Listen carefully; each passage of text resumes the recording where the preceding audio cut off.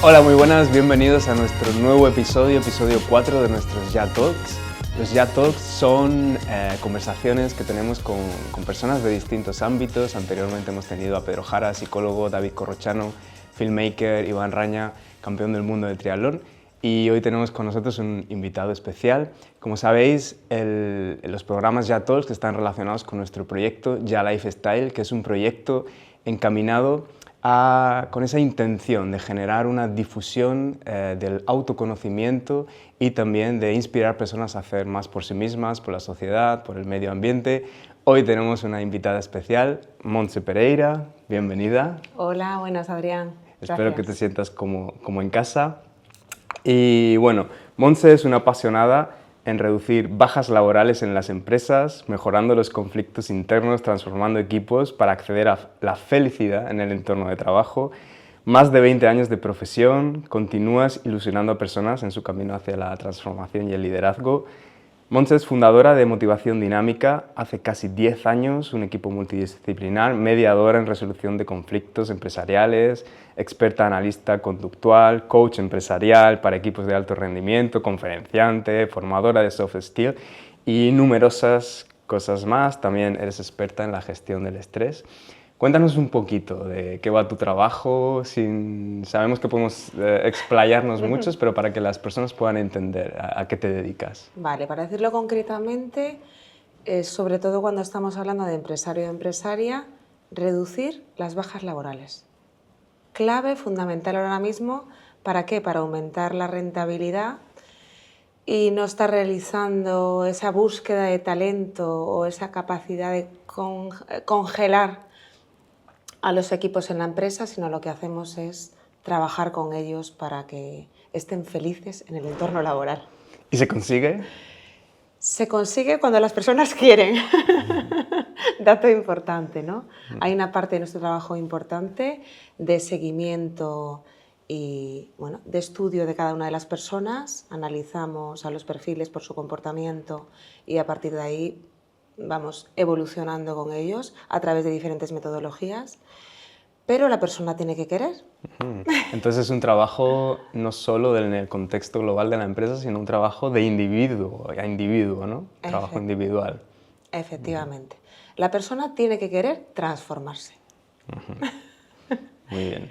Querer mejorar y a su vez que todo eso involucre un entorno donde no solo su trabajo, sino es el trabajo que realiza para poder coordinarse y cohesionar también con el resto del equipo. Es muy interesante, incluso en la entrevista pasada estuvimos hablando con Pedro Jara, psicólogo con mucha experiencia también en motivación y en hacer procesos de cambio a nivel del organismo en su conjunto, y hablamos de la importancia de que, no la importancia, sino la imposibilidad de hacer que un organismo cambie si no se cambia desde el individuo, ¿verdad? Efectivamente, hay una parte importante que es la motivación intrínseca, y es que cada una de las personas que son partícipes en la empresa, en el equipo, quieran, como te decía, cambiar.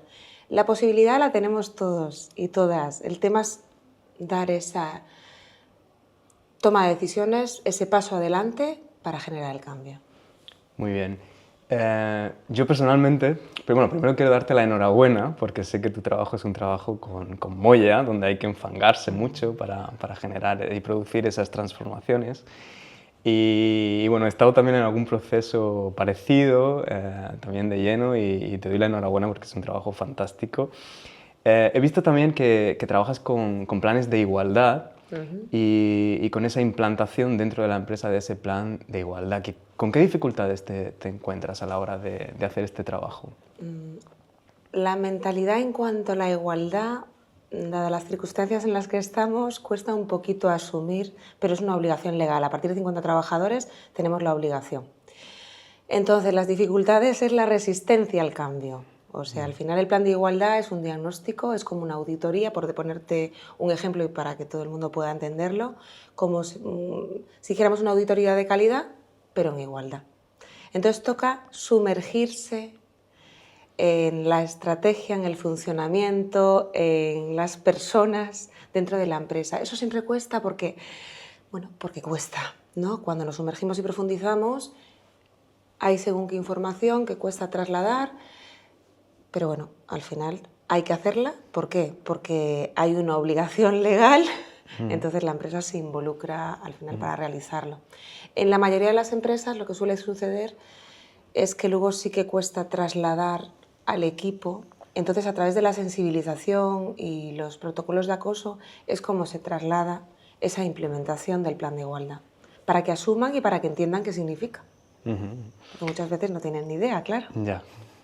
Bueno, pues su definición sería un plan de igualdad para gestionar o para traer esa igualdad dentro del género o dentro de los distintos trabajadores dentro de la empresa, ¿no? Efectivamente, sí que es verdad que hay personas que me dicen, empresarios y empresarias, pero ¿tiene que ser el 50% de la plantilla hombres y mujeres? Digo, no, no es necesario.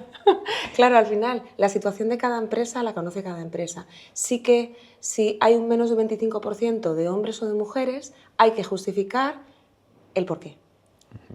Pero bueno, y después hay 9 puntos que tenemos que tocar relacionados con selección, con retribución, con formación, con plan de carrera, con autorrepresentación, bueno, con representación femenina. Hay varios hitos que tenemos que tocar para ver si dentro de la empresa realmente se está trabajando para fomentar tanto la incorporación de mujeres en algunos puntos como si realmente hay ese equilibrio. ¿Y se consigue? Se consigue. Digamos que depende de la empresa también. Hay unas medidas que hay que implementar, con lo cual hay cambios que se tienen que realizar sí o sí. Y ya dependiendo de la empresa, la implicación que tengamos en mayor o menor medida de esa gestión del cambio. Hay una frase dentro de tu comunicación que se repite y es la siguiente: sin talento no hay empresa. ¿Qué significa esto?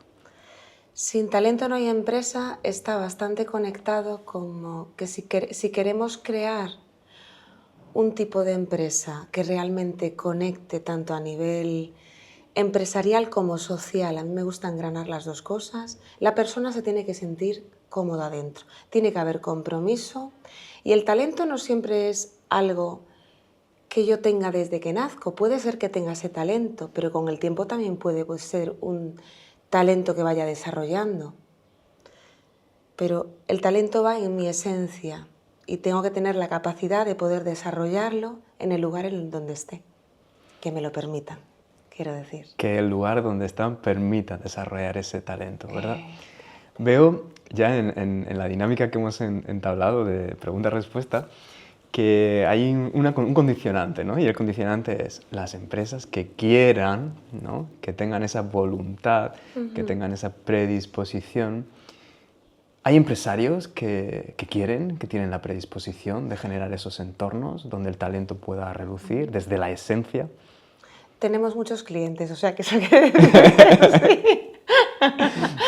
Y cada vez cuando entienden el formato y la forma de funcionar, se van atrayendo a más empresas también. Cuesta un poquito porque al final hay que hacer un clic de cambio de creencias, de cómo entiendo yo la empresa y de la tendencia a la humanización de las empresas. ¿Y es necesario que los líderes de esa empresa estén humanizados para transmitir esas transformaciones?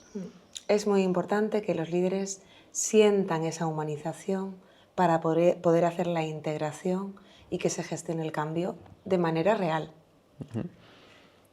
Porque si no se pueden hacer cambios, pero no sería un cambio real. Correcto. ¿Y qué problemas? Me encanta esta conversación, creo que es súper interesante.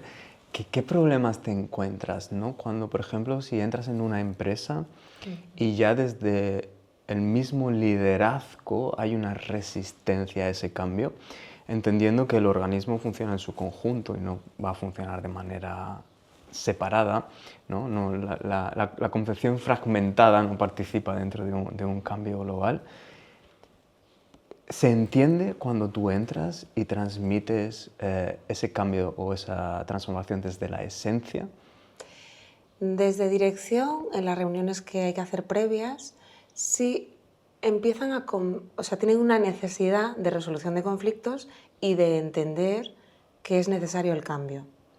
En los equipos Claro que hay resistencias, o sea, pero vamos, normalmente el 80% se resiste al cambio, pero no es algo que nos preocupe y principalmente a mí no me preocupa. Al final son nudos que hay que ir deshaciendo, es confiar en que aquello que hacemos tiene un efecto muy positivo y genera bienestar en el clima laboral de la empresa, y cuando tú vas con esa convicción, las personas se involucran también en ese cambio. Tengo que decir que no todas del todo, pero en la mayoría de los casos acaban conectando con que realmente hay esa necesidad, porque quieren estar cómodos y cómodas en el entorno, con lo cual toca remangarse y ponerse manos a la obra. Voy a aprovechar que tengo a una experta en gestión de recursos humanos y en gestión de transformación en la empresa y de resolución de conflictos para sacar a la luz una palabra que está muy de moda en las últimas décadas, que es el burnout, o en murciano el burnout, no sé cómo se pronunciaría. ¿Qué significa esta palabra? Bueno, pues es el síndrome de estar quemado. Es cuando la persona está ya agotada de toda la presión, de las funciones. A veces tiene que ver con presiones, que tiene que ver con algo interno que se ha ido gestando por la presión del entorno. Puede ser por compañeros, por el modelo de trabajo, a veces directamente por dirección, por mandos intermedios. Hay que analizar en cada caso las motivaciones del por qué llegamos al burnout. Mi inglés tampoco es muy bueno, la verdad, pero no importa. No. Entonces, toca indagar, profundizar de cuáles son las motivaciones. Sí que hay algo que yo veo muy importante en mi trabajo y el de mis compañeros, y es conectar muy bien con la persona para llegar a ella. Hay muchísimas empresas que se dedican a hacer el trabajo que nosotros hacemos, pero conectar no es tan fácil. Conexión, esencia, la búsqueda del origen del problema para su resolución, ¿verdad? Sí. Uno de los problemas fundamentales de nuestra sociedad actual, y imagino, no sé, voy a preguntarte ahora, que obviamente en el ámbito de trabajo debería darse, es que 9 de cada 10 personas reconocen tener problemas de ansiedad, estrés, 4 de cada 10 personas lo somatizan de manera crónica. ¿Cuál es tu impresión, bajo tu experiencia en el entorno laboral? ¿Se produce, no se produce? Cada vez los niveles de estrés van en aumento. Yo tengo que decir que una vez que ha pasado la pandemia, en pandemia había muchísimo estrés, pero una vez que ha pasado, se ha disparado. Con la utilización de las tecnologías a los niveles a los que los estamos utilizando, yo diría que dices 4 de cada... O sea, es que son muchísimas. Yo tengo un porcentaje, mira, de el 80, cerca del 90% de las personas sufrimos el estrés. El estrés puede ser positivo. Es una activación a nivel corporal donde yo tengo que hacer una actividad y lo que hago es me reactivo, me activo, venga, voy a hacerla y me vengo arriba, ¿no? Durante un tiempo determinado, cortito. Si eso se expande en el tiempo y mi modo de activación está en alerta constante, ya estoy tocando con la salud, con mi salud, tanto a nivel mental como a nivel físico, por ese agotamiento que produce. Y ahí es cuando llegamos a ese estrés crónico, cuando tenemos un mantenimiento de esa sensación durante mucho tiempo. Podríamos afirmar, por ejemplo, que ese burnout está íntimamente relacionado con la gestión del estrés y la ansiedad, ¿verdad? Totalmente, y es lo que va derivando. Estamos en ese punto de activación, lo mantenemos, a veces tenemos para llegar a ese burnout esa presión externa, cada vez los niveles de estrés van a más, el estado que tengo es de alerta y ante el mantenimiento llega un momento que hay un colapso y la persona dice hasta aquí. Y en términos generales, bajo tu observación, ¿observas si las personas son conscientes de dónde están entrando? ¿Son realistas en base a la situación? ¿Son conocedoras del entorno en el cual se están moviendo? Muchas veces no. No. No, de hecho, suele ser dirección, mandos intermedios en la toma de decisiones, de que se dan cuenta de que el clima está cambiando, que ya no se puede trabajar de la misma manera, a la misma velocidad, con el mismo ritmo, y por eso hacen petición de esa necesidad de cambio. Pero la persona que está sumergida, bueno, aquí conectamos, ¿no? Desde el estrés se puede conectar directamente con la ansiedad, de ahí la tendencia o no a la depresión, dependiendo del caso. No me gusta generalizar porque cada caso es un mundo, pero sí que es verdad que la gestión emocional se dificulta cada vez más hasta que deriva directamente en ansiedad, depresión.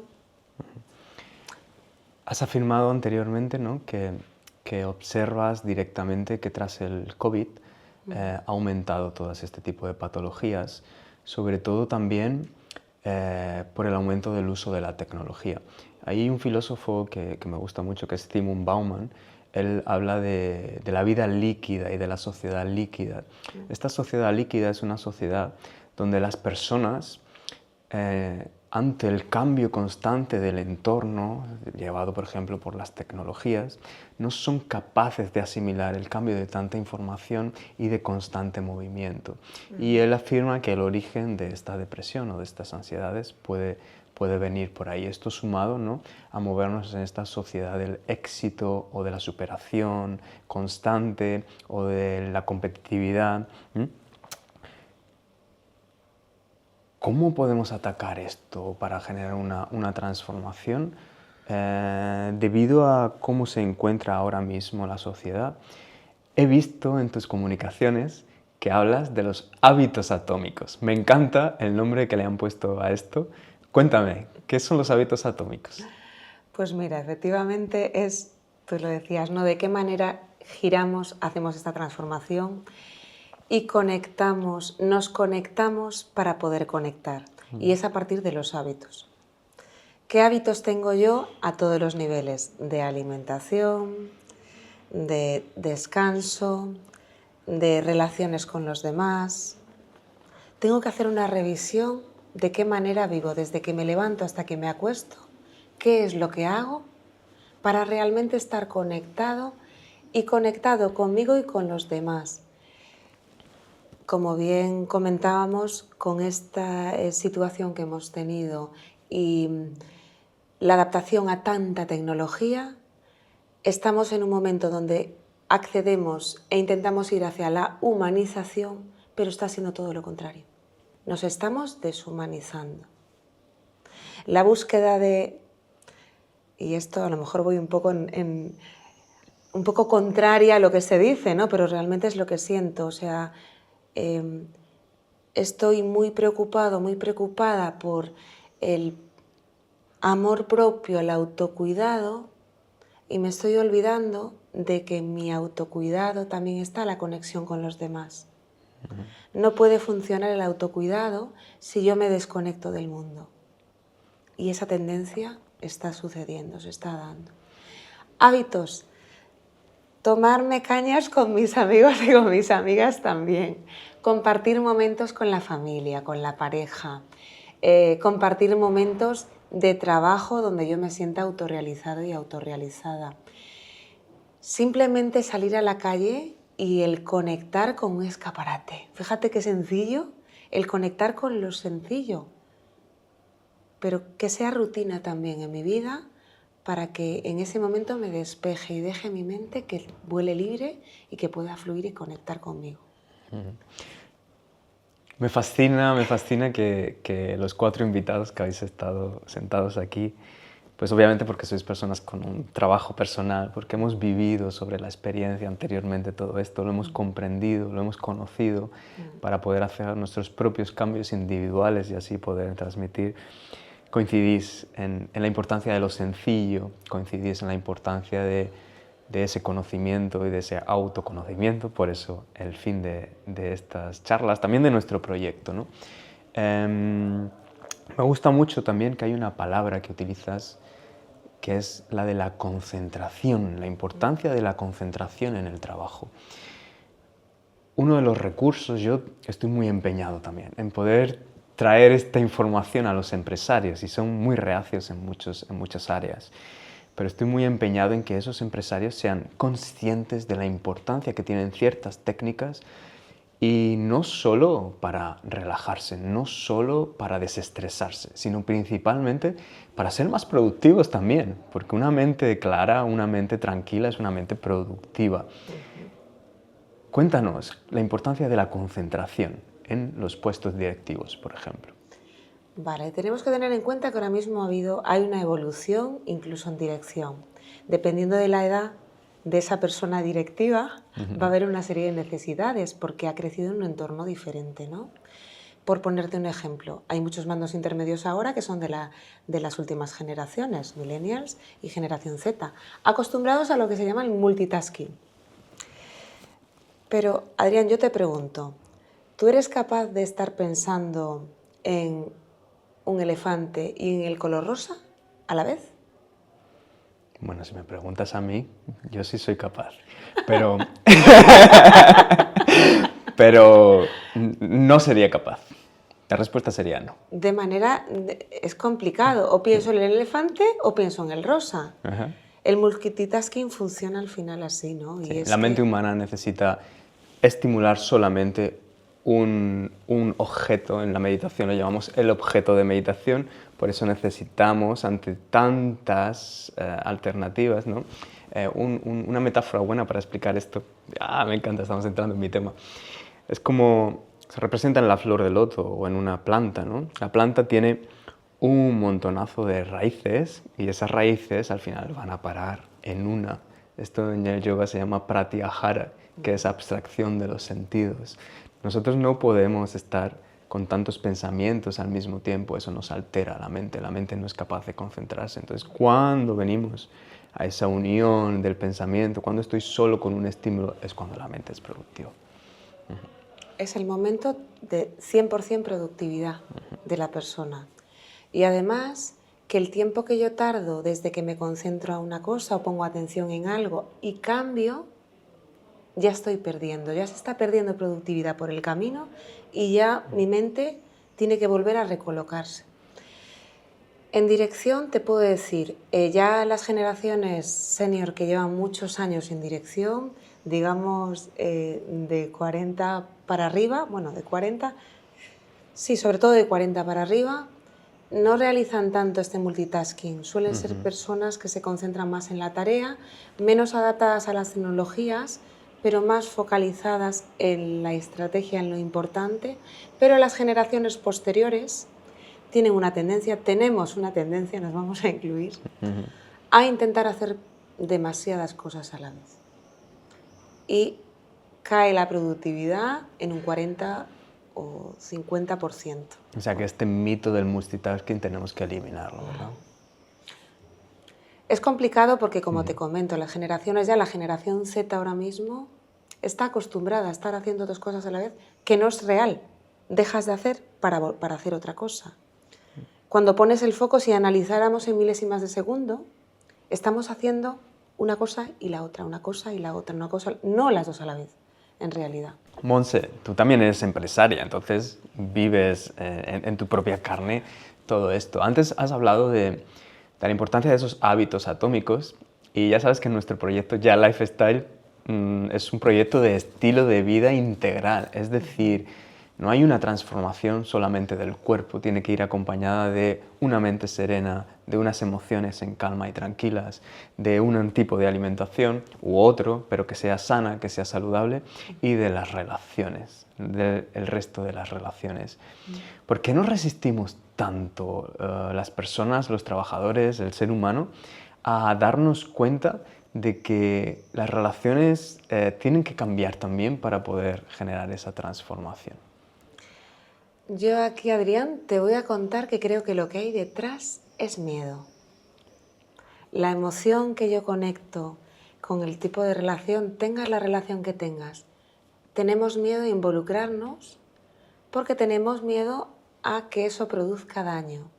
Entonces, la tendencia, antes hablábamos de la humanización, ¿no? La tendencia ahora mismo, tanto en amor, tú hablabas del amor líquido, es por eso, porque ¿y si yo me involucro a otra persona y esa persona con lo que conoce de mí y conoce mi vulnerabilidad aprovecha y me hace daño. Ahí está el punto. A medida que hemos ido aprendiendo, cada vez, y hablo quizá, esto depende de la edad que tengamos, ¿no? Pero ya en nuestra edad va relacionado con eso. Ya no quiero vivir experiencias y entonces el vincularme con alguna persona, ¿hasta qué punto voy a profundizar? ¿Hasta qué punto merece la pena? Miedo. Concretamente miedo. Y en las generaciones nuevas es como que voy a testear todo, voy a experimentar, pero no conecto con nada. Entiendo. Ya sabes que yo también soy empresario. Precisamente esta semana he estado viviendo una experiencia muy similar, ¿no? Me estoy dando cuenta de que los trabajadores viven muy atados también a la nomenclatura de su puesto de trabajo. Director de esto, director de lo otro. Y con eso crean una identificación tan grande con esa nomenclatura que han generado que les cuesta tanto relajarse, les cuesta tanto entender que no importa si las aptitudes y las cualidades, si esto lo están haciendo mejor o lo están haciendo peor, porque la empresa está confiando en ellos. Hay como una carencia grande de flexibilidad y de adaptabilidad.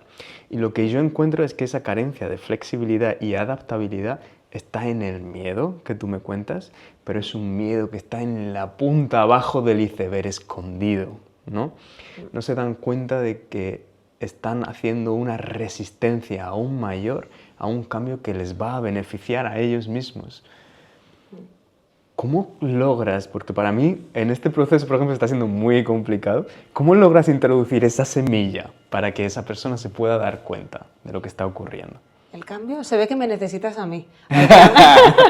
Seguro.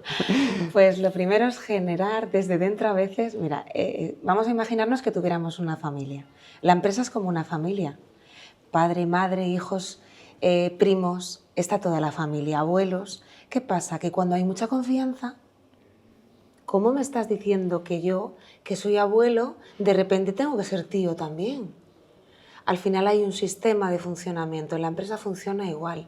Yo he interiorizado, he adquirido, he entendido que mi puesto funciona de determinada manera, tengo una cantidad de funciones y tengo que realizar esas funciones, esas operaciones. De repente eso tiene que cambiar y a mí me cuesta integrar el cambio. De hecho, imagínate que a un abuelo se le dijera que de repente tiene que ser hijo. ¿A qué costaría un montón? Costaría mucho. Pues esto es lo mismo en el entorno de trabajo. Y además, si se lo dice el padre o se lo dice el nieto, ni te cuento. Por eso tan importante es la intervención externa, a veces para hacer esos movimientos. Te das cuenta el punto aquí, la mirada objetiva desde fuera. A veces desde dentro es posible hacer movimientos, pero en algunos cuesta mucho más porque hay una resistencia a no entiendo lo que me estás diciendo. No quiero cambiar el sistema porque tengo que cambiarlo. Por un miedo y por una necesidad de control también, ¿no? Totalmente. Escapa de mi control, el posible cambio va a escapar de mi control, me siento inseguro y lo que hago es generar una barrera cuando abriendo esa puerta sería mucho más fácil integrar porque esa conciencia individual forma parte del global. Totalmente. Bien, yo sé que tu trabajo es duro, ¿eh? Sé que es duro. Y vamos a entrar ahora ya en una materia un poquito más personal tuya. En este trabajo, ¿en algún momento te has planteado dejarlo? ¿Ha llegado algún momento en el que hayas dicho, uff, qué complicado? No, claramente no. Me encanta mi trabajo, o sea, me encanta mi trabajo y no haría otra cosa, es que me apasiona. Y además me sirve para conectar con incluso experiencias que tengo con mi equipo o incluso mi vida personal y aprender de muchas de las cosas que me transmiten a mí para yo valorar diferentes perspectivas. O sea que no cambiaría, me encanta lo que hago. Bueno, tu respuesta es apasionante porque ante esta pregunta las personas suelen responder algo así como sí, claro que me he planteado el abandono, ¿no? Pero bueno, es interesante esta visión y esa motivación intrínseca que tienes, ¿no? Yo creo que llega un momento en la vida, ¿no? Donde todo lo que nos rodea funciona como efecto espejo y es la oportunidad y es el área perfecto para poder orientar hacia adentro y que cualquier ámbito en el que estemos sea ese reflejo del cambio interno, ¿no? Muy bien. ¿Cómo desarrollaste esa claridad? ¿Has sido siempre tan clara a ese respecto? ¿Cómo fuiste desarrollando esa claridad para hacer lo que te gusta, lo que te apasiona y convertirlo eso en tu estilo de vida y en tu motivación personal? En realidad, desde muy pequeña, o sea, ante la toma de decisiones me he solido mover con bastante claridad, pero porque me he movido siempre desde lo que sentía, entonces iba haciendo. Y cuando tú eres pequeña y haces lo que sientes, pero desde muy pequeñita. Yo recuerdo que cuando había conflictos entre compañeros, yo intervenía para intentar calmar el ambiente, desde muy pequeñita. Pero es que en la familia lo hacía igual, cuando había alguna discusión, intervenía.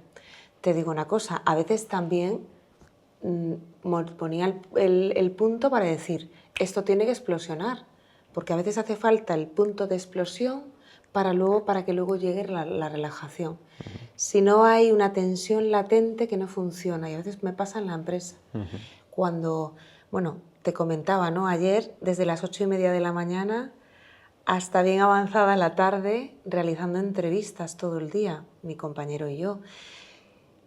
Te ibas emanando y te iban transmitiendo toda la sensación, la carga mental, el peso que llevaban y el entender, el empatizar siempre con cuidado, porque lógicamente hay una parte que te transmiten y hay otra que no, porque está oculta también para la persona.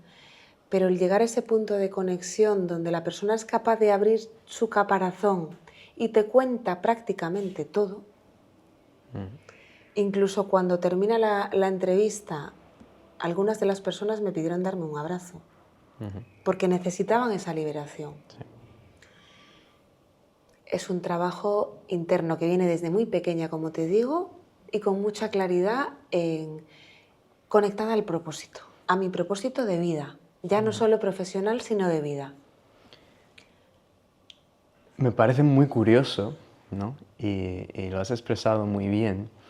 Y es que a veces, y me parece muy triste y muy curioso al mismo tiempo, y es que para combatir el miedo a veces es necesario hacerlo con el miedo.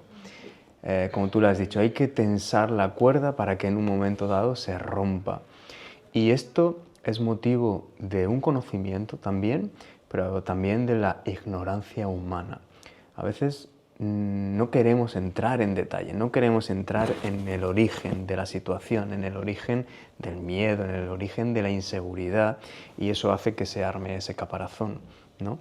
Y me parece muy triste que haya que llegar a límites como el burnout, como la depresión, como la ansiedad, para tener que hacer así, ¡boom!, ¿no? O ir con la puncita a pinchar ahí para que la persona se dé cuenta. Pero bueno, esto veo que tú ya lo has interiorizado, que forma parte de tu día a día, ¿verdad? Es un despertar.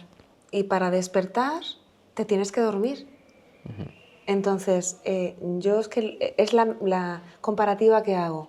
Nos dormimos, nos movemos en un ambiente como más reactivo, donde no quiero hacer movimientos, donde no quiero transformar, y de repente un día me despierto que me va a dar, ¿no? Y de hecho a veces hay síntomas, ¿no? Conectados con el estrés, de avisos que el cuerpo me está diciendo no puedes seguir por aquí. Y entonces despierto, reacciono y se genera ahí el cambio. El ser humano funciona así. Hasta que no estás en ese punto, muchas veces no despiertas. Bienvenido sea. Eso sí, que no sea por una enfermedad grave, que a veces por desgracia pasa. Que sea un poquito antes, porque el cuerpo nos avisa de todo. Solo tenemos que escuchar. Y qué poca conciencia hay del cuerpo también, ¿verdad? A las personas nos cuesta ver que el cuerpo nos está reaccionando y tenemos que dejar que llegue al límite máximo para poder... ¿Crees que esta sociedad del éxito, de la competitividad, tiene que ver con esto, esta influencia cultural? Tiene que ver. Y además es antagónico, lo comentaba antes, ¿no? Proceso de humanización, pero por otro lado, la competencia es una constante. Ahora mismo trabajo el amor propio a partir de deportes que son competitivos con los demás, ya no solo conmigo quiero sentirme mejor y quiero crear y crecer yo, sino que es en comparación con los demás. La búsqueda tiene que venir de uno, de una misma persona. Yo necesito, quiero sentirme mejor, quiero ser mejor profesional, quiero ser mejor persona con lo que hago y doy lo mejor de mí a los demás también. Y cuando el cuerpo me dice, ya te has pasado, a mí me pasa algo muy curioso, Adrián, te vas a reír. Cuando yo estoy muy cansada, el portátil empieza a fallarme. Entonces, intento teclear y empieza a fallar porque soy yo la que estoy fallando. Claro, al final es ¿no? una comunicación entre quiero ver esto y no me abren las pantallas. Entonces, es una cuestión de ir alineados al final. Y sobre todo, escucha interna y escucha también de la parte que viene de fuera, ¿no? El ordenador no está funcionando. Tu cuerpo te está diciendo que ya estás un poquito... Es el momento de parar. Escúchate. Y para. Y para. Para terminar ya la entrevista estamos llegando a las preguntas finales y profundizar un poquito más en ti. ¿Cuáles han sido los grandes fracasos de tu vida? ¿Monse ha tenido fracasos en su vida? Pues sí. Grandes fracasos. La verdad es que, mira, la mentalidad que yo tengo es de que todo aquello que pasa, pasa porque tiene que pasar. Y aunque, pues sí, a lo mejor ha habido, bueno, relacionándolo con la parte profesional, ¿no? Cuando ha habido algún proyecto donde me he ilusionado mucho, incluso cuando he intentado, ¿no? buscar un socio o una socia para colaborar conmigo y después hemos ido testeando y no ha funcionado, para mí eso ha sido, sí, como un matrimonio que no funciona. Y sí que es una de las cosas que me ha dado pena, ¿no? Y que me sigue dando, te da nostalgia, ¿no? Le dije, jolín, ¿por qué no puede funcionar? Aunque cada uno pone su mejor energía, al final no funciona, ¿no? Y a nivel personal, pues también, ¿no? Porque hay fracasos también que, bueno, que hay que asumirlos. De tipo amoroso, que también no han funcionado. O incluso de amistad. Amistad de mucho tiempo que de repente, bueno, puedes seguir teniendo relación, pero de repente esa tendencia de relacionarte con esa persona se va bifurcando, los caminos se bifurcan y no queda otra que tomar distancia. Pero bueno, yo lo tomo de manera aún así, en el momento del choque, como decíamos, ¿no? Como el ave fénix, te pegas el leñazo, estás durante un tiempo en una situación donde estás triste, pero al final te adaptas. Adaptación a lo que venga y aprendizaje de aquello donde algo no ha funcionado. Volvemos a volar siempre. Para una persona como tú, que está relacionada íntimamente con el ámbito empresarial, que además es un ámbito que viene de una cultura y de una sociedad capitalista, donde lo más importante es el dinero, porque es el reflejo y el resultado de lo que acontece en todos los ámbitos. ¿Cuál es la relación de Monse con el dinero? Mira, yo tengo ahí una lucha, ¿vale? Porque yo entiendo el dinero. El dinero para mí es una energía, como el resto. Entonces, lógicamente es necesario el dinero. La cuestión es de qué manera consigues tú el dinero. Para mí está más conectado con eso, ¿no? Pero es energía. Si no viene de un sitio, viene de otro. De hecho, te voy a contar una cosa. Esto es un secreto que te voy a contar aquí. Yo soy malísima para las inversiones. De hecho, si yo pudiera moverme sin dinero, me movería sin dinero. Pero es necesario. Entonces, en algún momento he invertido. Pero ¿sabes qué pasa? Que no hago seguimiento de la inversión. Entonces, de repente puede crecer mucho el dinero y lo veo y digo, anda, fíjate, ha crecido un montón. Paro de verlo y ha bajado. Y cuando baja digo, ay, fíjate, me he despistado. Tenía que haber hecho un movimiento y vender. Pero ¿sabes en qué punto estoy? Y sobre todo ahora mismo, digo, no pasa nada. No me preocupa. Es un dinero que se está moviendo y se tiene que mover. No depende de mí el movimiento. Si lo quiero retirar, lo retiro si lo necesito. Y si no, lo dejo que se mueva. Y ya está. Y soltar. Soltar y confiar. Y cuanto más suelto, más riqueza viene. O sea que hay que soltar. Esa es un poquito, no sé si respondo a tu pregunta. Respondes muy bien a la pregunta y es curioso esa contraposición, ¿no? De al final nunca mejor dicho esta frase de utilizar el dinero como moneda de cambio, de algo que es necesario, que es fundamental para sobrevivir, para subsistir en nuestra sociedad actual. Pero resulta curioso, ¿no?, que algunos adoptamos esa relación con el dinero, pero las propias empresas o los propios empresarios muchas veces no tienen esta percepción, tienen una percepción totalmente diferente en la cual todo se mueve a través del dinero. Y aquí es donde se genera un éxito que puede ser empresarial, que puede ser de tener un coche mejor o un coche peor, pero a lo mejor internamente no se traduce en una felicidad utópica, que es un poco lo que vamos buscando, ¿no? En tu descripción lo decías, Sí. generar esa felicidad en los trabajadores y en el empresario también. Yo identifico que al final todas las personas no, porque aquí también hay patologías. Y cuando hay patología, si lo que quiero es dinero, o sea, hay un 25% Bueno, te lo voy a contar, Sí. pero es verdad, hay un 25% de personas que patológicamente, perfiles narcisistas o psicópatas directamente, ¿vale? En el mundo empresarial, claro. En el mundo empresarial hay mucha patología. Entonces, hay un foco donde hay una desconexión a nivel emocional. Solo hay un interés de quiero conseguir esto y lo consigo y ya está. ¿Es dinero? Es dinero. Solo el 25%, por suerte. Está el 75%. Bueno, es mucho, ¿no? Es un dato no malo, ¿no? Es mucho. Un 75%. Es mucho y, bueno, es lo que hay. Sí. Tenemos que jugar con eso, ¿no? También, por otro lado, tenemos ese 20-25% de personas que son altamente sensibles, que también entienden la vida de una manera totalmente diferente a ese 75-80. Y es el contacto de humanizar. Bueno, el universo y el mundo se equilibran naturalmente, ¿no? Ya terminando casi con la entrevista, que el tiempo se nos va, se nos vuela. ¿Qué espera Montse que pasen en los últimos años? ¿Tienes objetivos? ¿Tienes expectativas? Sí. Mi expectativa es que se humanice, pero de verdad. Desde aquí a aquí. Se habla de corazón, pero está conectado al cerebro, entonces que nos humanicemos de verdad y que volvamos a recuperar esa conexión con el resto de personas.